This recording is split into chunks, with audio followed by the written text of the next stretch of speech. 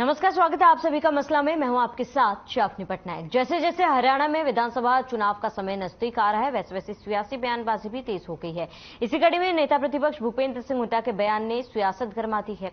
उन्होंने कहा है कि अगर 2024 में कांग्रेस सत्ता में आएगी तो प्रदेश सरकार में ब्राह्मण समाज से एक उप मुख्यमंत्री होगा।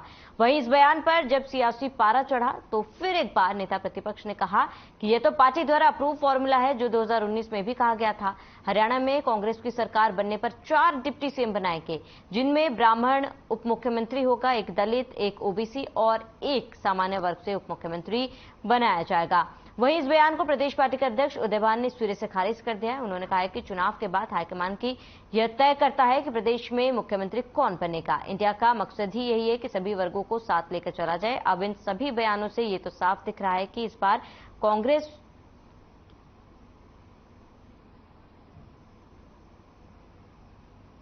जाति पर चुनाव लड़ेगी और ऐसे में कई बड़े सवाल इस पर भी है कि चाहे देश हो या फिर प्रदेश, क्या इस बार कांग्रेस की तरफ से यही मुद्दा है, क्योंकि कई प्रदेशों में जहां पर कांग्रेस की सरकार है वहां पर जाति जनगणना की भी बात कही जा रही है। मुद्दा लगातार गर्मा रहा है और इसी बीच भूपेंद्र सिंह हुड्डा का इस तरीके का बयान कई सवाल खड़े कर रहा है। उनके पास तो कुछ कहने को है ही नहीं और दो वजह, लेकिन ये है कि ये आज नहीं कारण है। हमने कहा 2019 के चुनाव से पहले पार्टी ने फैसला किया था, चुनाव से पहले जब चुनाव में हमने ये था कि हम 4 डिप्टी चीफ होता है, उनमें एक ब्राह्मण समाज का भी होगा, एक दलित समाज का होगा, बैकवर्ड कास्ट से होगा। इस तरह प्रकार से हमने वही आज बात दोहराई है, उस पर हम कायम। मुख्यमंत्री का हो, उप मुख्यमंत्री का हो, यह फैसला हाईकमान का होता है। इसको फैसला नहीं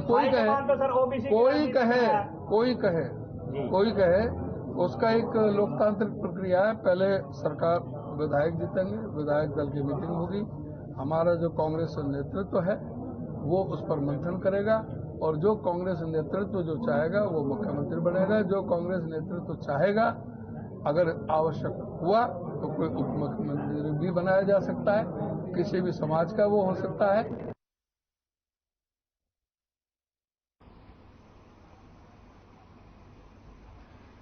तो तमाम मेहमान हमारे साथ जुड़ चुके हैं चर्चा के लिए। उनका परिचय करा देती हूँ। शीशपाल जुंधर, प्रवक्ता बीजेपी, हमारे साथ जुड़ चुके हैं। कमल हांडा, प्रवक्ता कांग्रेस, हमारे साथ जुड़ चुकी है। ओमकार सिंह, प्रवक्ता इनेलो, हमारे साथ जुड़ चुके हैं। सभी मेहमानों का बहुत बहुत स्वागत है।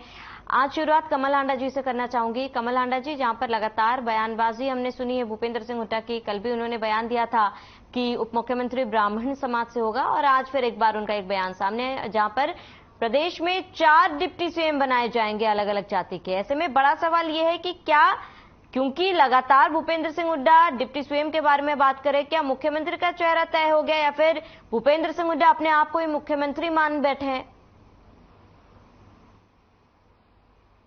प्रवक्ता भाइयों को भी मेरा नमस्कार और दर्शकों को भी सादर नमन।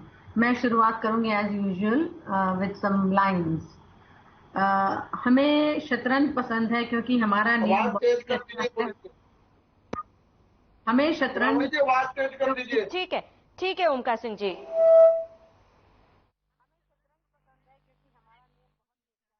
चाल कोई भी चले पर अपने अपनों को नहीं मारते, जैसे बीजेपी वाले करते हैं कि जो इनका साथ है उसी की पीठ में छुरा घोंपते हैं, चाहे वो महाराष्ट्र हो, चाहे बिहार हो, चाहे आपका ये अकाली दल हो। बहुत सारे ऐसे नंबरलेस एग्जाम्पल्स आते हैं। एक और चीज कहना चाहूंगी कि यह सियासत तूने भी इस दौर में कमाल कर दिया। आवाज नहीं आ रही, पता नहीं लगेगा क्या बोल रही है। सिंह जी, आवाज को ठीक कराया जा रहा है। मैं अपने पैनलिस्ट को बोल देती हूँ। कमल हांडा जी, आप अपनी बात पूरी करें।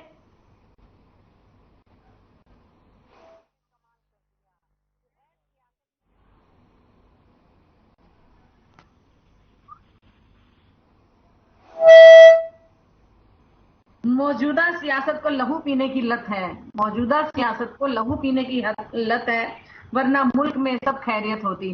तो ऐसा है, अगर हमारे नेता विपक्ष और 10 साल के मुख्यमंत्री रह चुके भूपेंद्र सिंह हुड्डा जी ने अगर ये बात कही है और 2019 का उन्होंने वक्तव्य को आज दीपेंद्र सिंह हुड्डा जी ने प्रेस कॉन्फ्रेंस करके उसको रिपीट किया है। ऐसा नहीं कि उन्होंने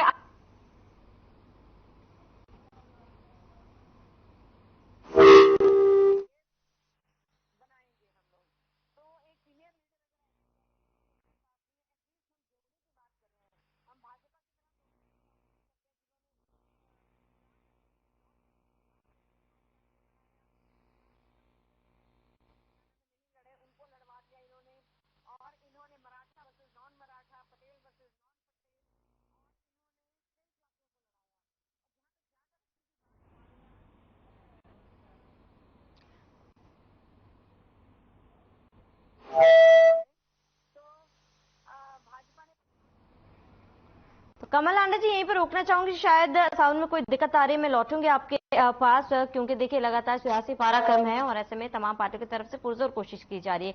इसी बीच पार्टी के नेताओं द्वारा इस तरीके की बयानबाजी सामने आ रही है जो सियासत को और ज्यादा गर्म कर रही है। और ऐसे में आपको बता दें कि भूपेंद्र सिंह हुड्डा का बीते दिनों कुछ बयान आया था, जहां पर उन्होंने साफ कहा था कि कांग्रेस की सरकार अगर आती है तो डिप्टी सीएम ब्राह्मण समाज से होगा। ऐसे में इसी बयान को लेकर लगातार सियासत गरमाई हुई है। कमल आंडा जी, एक बार आप अपनी बात पूरी करें, क्योंकि आवाज आपके बीच में कट गई थी।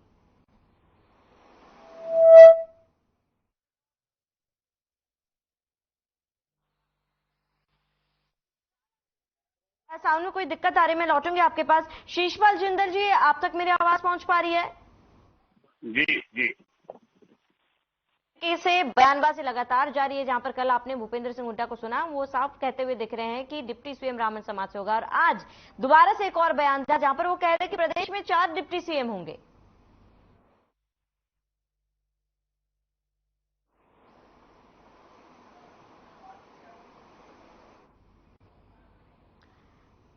चलिए, लगता है शीशपाल जिंदल जी से भी संपर्क नहीं हो पा रहा है, उन पर भी लौटेंगे। ओमकार सिंह जी, की आप तक मेरी आवाज पहुंच पा रही है?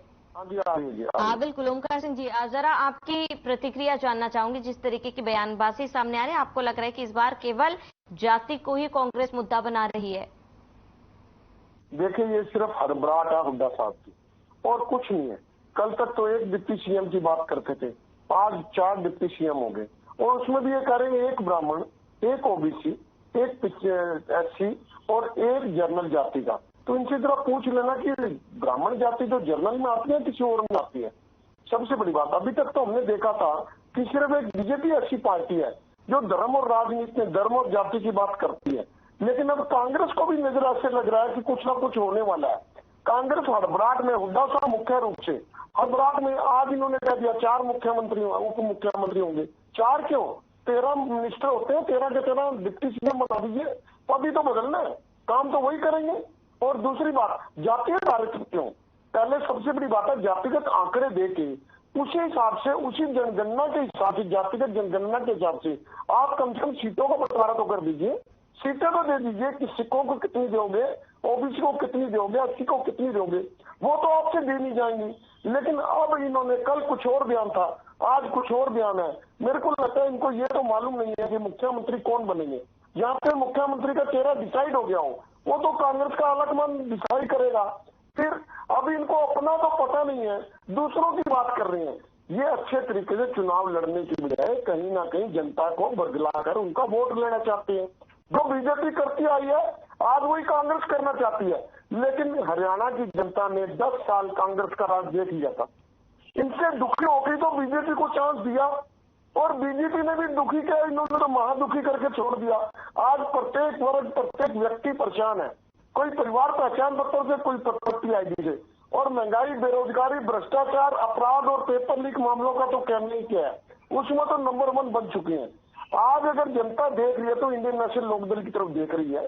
2019 की परिस्थितियां थी, हमारी पार्टी विभाजित हो गई थी, लेकिन चौधरी अभय सिंह चौटाला जी की परिवर्तन पद यात्रा के बाद अब पार्टी नए सिरे से पुराने वाले रूप में आ चुकी है और इस बार जनता इंडियन नेशनल लोकदल की सरकार बनाने के लिए इंतजार कर रही है 2024 का। और आप देखना श्रावणी जी, ये दोनों पार्टियां जाति और धर्म की राजनीति करने पर उतर आई हैं। इंडियन नेशनल लोकदल एकमात्र ऐसी पार्टी जो क्षेत्रीय दल है और सिर्फ हरियाणा की जनता की चिंता करती है। ठीक है ओमकार सिंह जी, मैं लौटूंगी आपके पास, जरा बाकियों से रिएक्शन जान लें तो फिर लौटूंगी आपके पास। कमल आंडा जी, आप तक मेरी आवाज पहुंच पा रही है?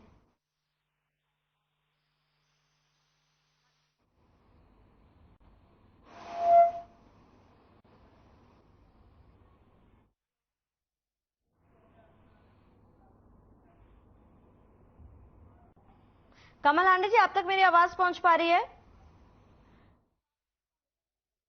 ऑडियो में कोई दिक्कत आ रही है, मैं इसको ठीक करा रही हूं। मैं लौटूंगा आपके पास।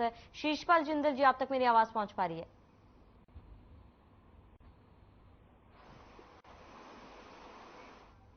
शीशपाल जिंदल जी, आप तक मेरी आवाज पहुंच पा रही है?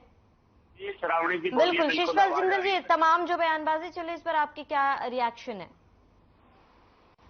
देखिए श्रावणी जी, बचपन में हम मेलों के अंदर जाया करते थे, आज वो परंपरा धीरे धीरे लुप्त होती जा रही है। जो आज की युवा पीढ़ी है उसको शायद मेलों का इतना ज्ञान नहीं है।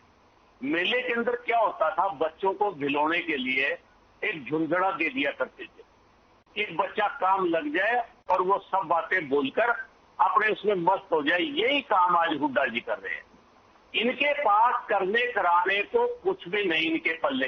ये क्या करते हैं, भोड़ी भाड़ी जनता को झुंझुना दे रहे हैं। पर आज प्रदेश की जनता जाग चुकी है, जागरूक हो चुकी है। इन्होंने देश को, प्रदेश को बांटने का काम किया है। 4-4 डिप्टी सीएम की बात करें तो बाकी जो कैटेगरी है वो कहां जाएगी। दूसरा, इनको इस प्रकार का अधिकार क्या कांग्रेस ने दिया है? ये कांग्रेस में किस ओहदे पर है, हरियाणा के अंदर किस अधिकार से ये 4-4 डिप्टी सीएम बनाने की बात कर रहे हैं? मेरी एक निःशुल्क राय है, कमल जी, आप कांग्रेस तक मेरी राय पहुंचा देना निःशुल्क, कि हुड्डा जी अब सटिया चुके हैं, उनको आराम की जरूरत है। आराम करने दीजिए, किसी और नेता को आगे आना दीजिए। हुड्डा जी क्या करते हैं, उनका मुकाबला भारतीय जनता पार्टी से नहीं है, उनका मुकाबला कमल जी आपसी जो आपकी गुटबाजी है, आपसी जो आपकी प्रतिस्पर्धा है, उन गुटबाजी को नीचे दिखाने का उनका प्रयास है। अपने आप को, खुद को हरियाणा के अंदर कांग्रेस पार्टी का अव्वल उम्मीदवार शामिल करने का प्रयास करें। अब देखिए श्रावणी जी, मेरे ख्याल से इनकी जमीर मर चुकी है, इनकी आत्मा मर चुकी है। आप ध्यान दीजिए बात का। हुड्डा जी क्या बात करते हैं, तुरंत ही अगले दिन, सुनिए कमल जी, सुनिए नहीं, हुड्डा जी जो बयान देते हैं अगले ही दिन उनका कोई ना कोई लीडर उसका खंडन कर देता है। अरे मैं कहता हूँ शर्म करो, कुछ इस प्रकार का बयान तो दीजिए जिस पर आपकी प्रदेश की जनता भरोसा कर पाए। आप भारतीय जनता पार्टी से उंगली उठाते हो। भारतीय जनता पार्टी ने देश को, प्रदेश को जोड़ने का काम किया है। आज विश्व के अंदर अगर किसी का डंका बजता है तो भारतीय जनता पार्टी के नाते भारत का डंका बजता है। और ओंकार सिंह जी, आप क्या भारतीय जनता पार्टी पे उंगली उठा रहे हो? आपके पल्ले धले कुछ नहीं है। आप कांग्रेस, अगर आपको ये जो इनका गिरोह है अगर आपको मिला ले, हो सकता है कोई आपका खाता खुल जाए। मेरे ख्याल से जो आपकी एक आध सीट आई है ना, अब की बार वो भी आने वाली नहीं है। विधानसभा का मुंह नहीं देख पाओगे आप। आपको विधानसभा तक जाने की जरूरत नहीं है, वहां तक नहीं पहुंच पाओगे। मेरी राय एक है श्रावणी जी, कि मैं ये जानना चाहता हूं कमल जी से कि वो किस अधिकार से 4-4 जातियों को पाड़कर, 4-4 धर्मों को पाड़कर प्रदेश की जनता का माहौल बिगाड़ रहे हैं। इस पर मैं स्पष्टीकरण चाहता हूँ। ठीक है शिषपाल जिंदल जी, जवाब ले लेते कमल आंडा जी से। कमल आंडा जी, क्योंकि लगातार ये कहा जा रहा है कि पार्टी के आलाकमान ही ये तय करेंगे कि कौन डिप्टी सीएम होगा, कौन सीएम होगा, और इस तरीके से क्योंकि भूपेंद्र सिंह हुड्डा जी ने तो ये कह दिया है कि 4 डिप्टी सीएम होंगे, क्या ये माना जाए कि कांग्रेस में फिलहाल 4 डिप्टी सीएम होंगे? और अगर डिप्टी सीएम की बात की जा रही है तो सीएम के पद के लिए भी क्यों नहीं बात की जा रही है? क्या भूपेंद्र सिंह हुड्डा अपने आप को अभी से ही सीएम मान चुके हैं? इसे जवाब देना चाहूंगी। पहले तो मैं ओंकार सिंह जी की बात का जवाब देना चाहूंगी, जो कहते हैं कि हमारे बारे में चिंता बहुत करते हैं कि हम बरगला रहे हैं। बरगलाया आपने, जेल में गए आपके वो ओम प्रकाश चौटाला जी 10 साल टीचर भर्ती मामले में, ठीक है, एक विधायक आपका रह गया, विधायकों को आप पीटा करते थे, इसीलिए प्रदीप चौधरी जी भी छोड़कर कांग्रेस में आ गए। हमारा कांग्रेस से छोड़कर कोई विधायक INLD में नहीं गया, लेकिन आपके बहुत से विधायक हमारी पार्टी में आए, ये मैं आपको बताना चाहती हूँ। और दूसरी बात, ये जो यात्राओं का दौर शुरू हो गया है, राहुल जी की यात्रा की नकल करने लगे सब लोग, ठीक है। और अब मैं बात जवाब दूंगी। ये हमें कह रहे थे कि इनके पल्ले कुछ नहीं है। मैं कहूंगी INLD बीजेपी के पल्ले नहीं दाने, इन दोनों के पल्ले नहीं दाने, बीजेपी और INLD चले भुनाने। अम्मा नहीं कहा मैंने, क्योंकि पार्टी का इनाम लेना था, क्योंकि आपके पल्ले कुछ नहीं है। एक्चुअली मैं बताऊं, आपसे जनता कितनी त्रस्त है बीजेपी से, शिषपाल जी, ये आपको भी पता है, मुझे भी पता है। कोई ऐसा वर्ग नहीं है जो आपसे त्रस्त ना हो। महंगाई इतनी बढ़ गई है, सारे मुद्दे हम ही ने उठाए। अभी भी जो पानीपत में 5 साल की बच्ची के साथ दुष्कर्म हुआ, हमारी महिला कांग्रेस हर जगह, हर जिले में ज्ञापन सौंप रही है DC को, लेकिन आपकी सरकार आगे बिल्कुल भी नहीं आ रही है। आपने किस पर अत्याचार नहीं किया? पहलवान बेटियों पर आपने क्या अत्याचार किया? किसानों की शहादत आपने की, ठीक है। और आप हमें कहते हैं कि हमारे पल्ले कुछ नहीं है, 4 लाख करोड़ का कर्जा आपके टाइम में हम ये हरियाणा पर हो गया। किसानों, पहलवानों, युवाओं, कोई ऐसा वर्ग नहीं है जिसको आपने पीटा नहीं है। और मैं एक सवाल पूछना चाहूंगी शीशपाल जी आपसे कि जो आपके मुख्यमंत्री कह रहे थे चंद्रयान में नौकरी देंगे, वहां पर जुमलों की फैक्ट्री लगाएंगे क्या और कब लगाएंगे, और नौकरी कैसे देंगे, लोगों को कैसे लेके जाएंगे? मुझे तो ये चीज समझ नहीं आती कि कितने ज्ञानी बाबा हैं आपके खट्टर साहब के। मैं क्या इसका बताऊं? जवाब मुझे नहीं मिला कि क्या आलाकमान ने ये तय किया है कि कांग्रेस में 4 डिप्टी सीएम होंगे या फिर ये बयानबाजी भूपेंद्र सिंह हुड्डा द्वारा की जा रही है? देखिए मैडम, ये बयान 2019 का है कि अगर कांग्रेस पार्टी आएगी तो 4 डिप्टी सीएम रखेगी। ठीक है, ये 2019 का बयान था जिसको आज दीपेंद्र सिंह हुड्डा जी ने उसको प्रेस कॉन्फ्रेंस करके रिपीट किया उसको। और फिर मैं एक बात और जरूर कहूंगी कि हम जोड़ने का काम करते हैं, तोड़ने का काम नहीं करते। हम लड़ाई कराने का काम नहीं करते, हम दंगे कराने का काम नहीं करते। कांग्रेस जो है जोड़ती है देश को। ठीक है, 4 मुख्यमंत्री बनेंगे। और क्योंकि भूपेंद्र सिंह हुड्डा जी जो है, जिनसे सबको बहुत छटपटाहट और तिलमिलाहट होती है, क्योंकि उनका बहुत स्ट्रांग होल्ड है हरियाणा पर, बहुत उनका स्ट्रांग जिसे कहते हैं ना, उनका बहुत सीट पर कमल आंडा जी, क्योंकि भूपेंद्र सिंह हुड्डा जी 4 डिप्टी सीएम की बात कर रहे हैं और ऐसे में उन्होंने घोषणा कर दी कि एक ब्राह्मण समाज से होगा, एक ओबीसी, एक एसटी और एक जनरल से होगा। पहला सवाल ये कि ब्राह्मण क्या जनरल में नहीं आता, और दूसरी चीज ये कि फिर मुख्यमंत्री कौन से जाति से बनाया जाएगा, क्योंकि अगर जातियों पर लड़ाई लड़ी जा रही है तो मुख्यमंत्री कौन से जाति के होंगे ये भी तो भूपेंद्र सिंह हुड्डा जी को बताना चाहिए। ऐसा है मैडम, जब उसका वक्त आएगा उसका भी बता देंगे। लेकिन मैं तो डिप्टी सीएम बनाने का वक्त आ गया क्या कमल आंडा जी? नहीं, अभी नहीं आया, लेकिन अनाउंसमेंट तो बात सुनिए मैडम। अनाउंसमेंट तो ये कितनी करते हैं, ये कितने झूठी बातें बोलते हैं बीजेपी वाले कि हमने विकास किया, हमने ये किया, भ्रष्टाचार मिटाया। जबकि भ्रष्टाचार तो इनके टाइम पर चरम पर है। अडानी जी के घर तो आज तक संजय मिश्रा नहीं गए, ईडी नहीं गई। इनके लोगों के यहाँ ईडी क्यों नहीं गई, ये मुझे जवाब दे दें। और इनके कमल आंटी जी, हम मुद्दे से भटक रहे हैं। देखिए, हम मुद्दे से भटक रहे हैं क्योंकि साफ सवाल ये है कि लगातार कांग्रेस की तरफ से ये कहा जा रहा है कि आलाकमान, क्योंकि कांग्रेस के प्रदेश अध्यक्ष ने भी साफ तौर पर ये कहा है कि आलाकमान ही ये तय करेगा। और इस तरीके से अगर इस तरीके से भूपेंद्र सिंह हुड्डा के बयान सामने आ रहे, कहीं ना कहीं जनता इन तमाम बातों को कैसे लेगी? एक तरफ जहां कांग्रेस के वरिष्ठ नेता ये कह रहे कि आलाकमान तय करेगी, भूपेंद्र सिंह हुड्डा एक अलग बयान दे रहे, जनता किस पर भरोसा करेगी? कमल आंडा जी, लौटूंगे आपके पास। ओमकार सिंह जी, आपका रुख करूंगी। क्या लग रहा है कि इस बार क्या जाति को मुद्दा बनाया जा रहा है? देखिए श्रावणी जी, मेरे को लगता है कांग्रेस की आंतरिक गुटबाजी की वजह से हुड्डा साहब कंफ्यूज हो गए। और मेरे को लगता है कि कल को यही बयान ना आ जाए कि मुख्यमंत्री 4 बनेंगे। अभी तो उप मुख्यमंत्री की बात कर रहे हैं। मेरे को लगता है कि कल ये बयान आ सकता है कि हमारे प्रदेश में 4 मुख्यमंत्री बनेंगे, एक फलाना, क्योंकि मुख्य रूप से एसआर के ग्रुप है और हुड्डा साहब 4 ही बनते हैं। और अब मैं अपने भाई शीशपाल जी की बात पे आना चाहूंगा। इन्होंने बोला हमारा खाता भी नहीं खुलेगा। देखो, किसका खाता खुलेगा किसका नहीं खुलेगा, शीशपाल जी पंडित नहीं है, भविष्यवक्ता नहीं है। आपको तो जनता बताएगी। 2009 में 2 सीट थी आपकी, तो बात हुई ना किसी चूहे के हाथ में गुठली लगी और पंसारी बन गया, वो हिसाब किताब हो गया आपका। आपको जनता दिखाएगी 2024 में आपकी कितनी सीट आएंगी। हमारी आएगी नहीं आएगी इसकी चिंता ना कीजिए, इसको हम अपने आप कंपनसेट कर लेंगे। क्योंकि 2019 की परिस्थितियां अलग थी, हमारी पार्टी में टूट हो गई थी, जेजेपी एक नई पार्टी बन गई जो अधिकांश हमारे वर्कर्स को लेगी बरगलाकर। आज पूरी नैलो एकजुट है। और दूसरा, शीशपाल जी कहते पूरे विश्व में डंका बज रहा है। ये डंका पता क्यों बज रहा है? क्योंकि आपने 11 करोड़ शौचालय बनाए हैं। और जो चंद्रयान 3 गया ना, ये इसरो से गया, शौचालय से नहीं गया। आपने 50 करोड़ बैंक के खाते खुलवा दिए हैं और 80 करोड़ लोगों को 5 किलो अनाज दे रहे हो। ये डंका बज रहा है तुम्हारा। मतलब 135 करोड़ की जनसंख्या में 80 करोड़ आपने गरीब बना दिए। शीशपाल जी, बातें सोचने वाली है। आपने क्या किया? महंगाई, बेरोजगारी, भ्रष्टाचार, अपराध, पेपर लीक, इन 5 में तो हरियाणा को नंबर 1 बना दिया। प्रॉपर्टी आईडी और फैमिली आईडी, इन दोनों ने जनता को लाइन में लगा दिया। आप बता तो दीजिए कि पिछले 9 साल में आपने प्रदेश सरकार पर कर्ज 67,000 करोड़ से बढ़ाकर 4 लाख करोड़ के करीब कर दिया। और अगर हम भारत की बात करें तो 55 लाख करोड़ का कर्ज था पिछले 70 साल में।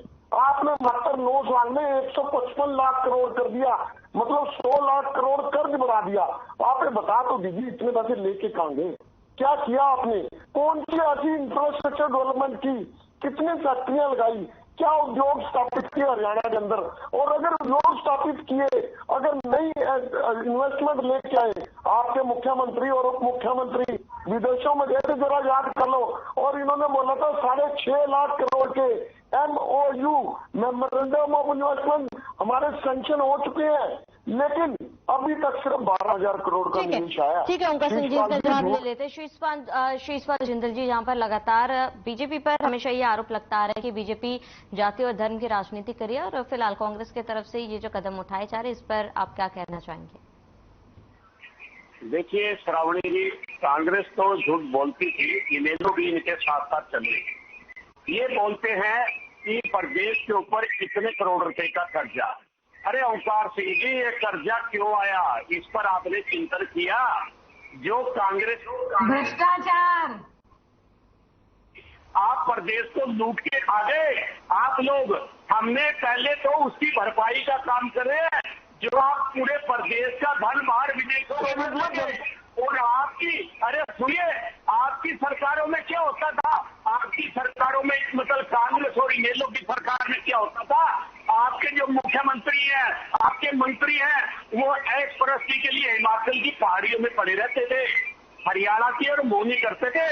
और हमारे जो भारतीय जनता पार्टी की सरकार है, कोई भी मंत्रिमंडल से जुड़ा है या हमारे मुखिया में है, अगर वो विदेशों के अंदर जाते हैं तो भारत के विकास की दृष्टि को प्रथम चरण पर लेकर जाते हैं। आपकी तरह नहीं है, हमारे लोग तो 24 घंटे जाकर काम करते हैं। मोदी जी पर उंगली उठा रहे हो आप, मोदी जी पर उंगली उठा रहे हो आप, चंद्रयान पे उठा रहे हो आप, 1100 शौचालय को उठा रहे हो आप, 50,000 जनधन खाते को उठा रहे हो।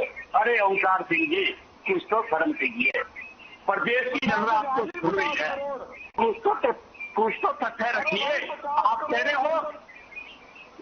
रहे हो 2024 में आपकी सरकार, अरे मैं आपको दावे से कहता हूँ, सरकार तो भारतीय जनता पार्टी की, प्रदेश की जनता बनाकर रहेगी। ठीक है, समय की कमी। शीशपाल जिंदल जी, जरा कमल हांडा जी को उनका फाइनल कमेंट ले लेते हो। कमल हांडा जी, क्या कहना चाह रही हैं आप? जी हाँ, ये हमारी गुटबाजी की बात कर रहे थे, तो इनकी भी मैं बता दूं। अभी वीरेंद्र सिंह जी ने अभी हाल ही में छोड़ा है मेरी आवाज सुनो के नाम से, कि उनकी आवाज नहीं सुनी जा रही थी इनकी पार्टी में, बीजेपी में उन्होंने छोड़ दिया। ठीक है, दूसरी बात, राव इंद्रजीत, अरविंद शर्मा, अनिल विज, तो ये सब तो सारे मुख्यमंत्री के दावेदार हैं। हम तो मुख्यमंत्री की बात कर रहे हैं ना, बाकी मुख्यमंत्री आला कमान भी तय कर सकती है, और जो ज्यादा सीटें लेकर आएगा विधायक दल उसको चुनेगा, विधायक दल उसको चुनेगा। और ये कहते हैं कि 24 घंटे हम काम करते हैं, 24 घंटे प्रधानमंत्री काम नहीं करते। ये सुना था हमसे किसी ने फ्रांस में क्वेश्चन पूछा था कि आप 4 घंटे कैसे सोते, तो जवाब नहीं दे पाए थे प्रधानमंत्री।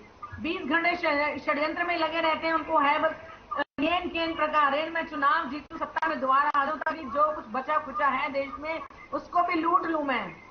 अडानी के मामले में कभी कुछ नहीं बोले, कितना बड़ा भ्रष्टाचार है। और आपके हरियाणा में एक पर्ची खर्ची नया शब्द सुना है हमने, कहां से ये चीजें आ गई हैं? तो आप अगर ये सोच रहे हैं, पहले जनता ने 47 से 40 पर लाया था, अब 40 से लेकर आपको 20-25 पर लाएगी। आप में से आप अंडरलाइन कर लीजिए मेरे वर्ड्स। और कांग्रेस ने भ्रष्टाचार नहीं किया, आपने बहुत ज्यादा भ्रष्टाचार को बढ़ावा दिया। और मैं आपके गवर्नर साहब का ही एक मैं स्टेटमेंट बता दूं, सत्यप्रकाश मलिक जी का, जिन्होंने गोवा में किसी नर्स की बेचारी की जो रोटी उनके पास दी, उसकी कंप्लेंट लेकर गए थे ऊपर, प्रधानमंत्री जी को पत्र लिखा, प्रधानमंत्री जी ने उनका ही ट्रांसफर कर दिया। सत्यप्रकाश जी अब छोड़ चुके हैं, सत्यप्रकाश जी अब छोड़ चुके हैं। कमल जी मुद्दे पे, हाँ मुद्दे पे ही हूँ मैं, आप नीचे हैं, हम नहीं है। मुद्दे से भटक रहे हो।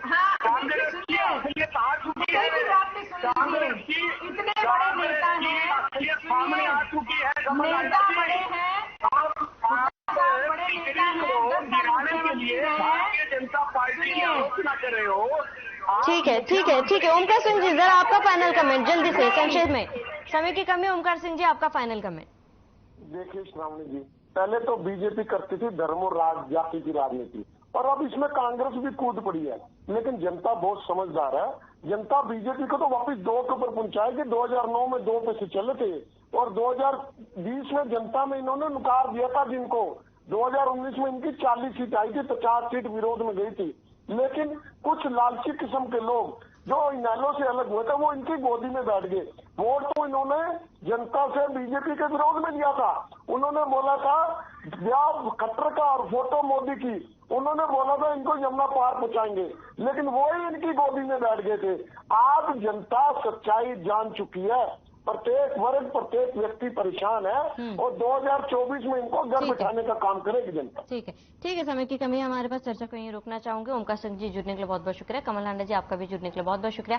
शीशपाल जिंदल जी आपका भी जुड़ने के लिए बहुत बहुत शुक्रिया। तो चुनाव में बहुत ही कम समय बाकी है और ऐसे में बयानबाजी लगातार तमाम पार्टियों की तरफ से की जा रही है और इन बयानों का जनता क्या मायने निकालती है ये तो चुनाव और उसके नतीजों के बाद ही पता चल पाएगा। फिलहाल मसला में मेरे साथ इतने, देश प्रदेश की तमाम बड़ी खबरों के लिए बने रहे हमारे साथ।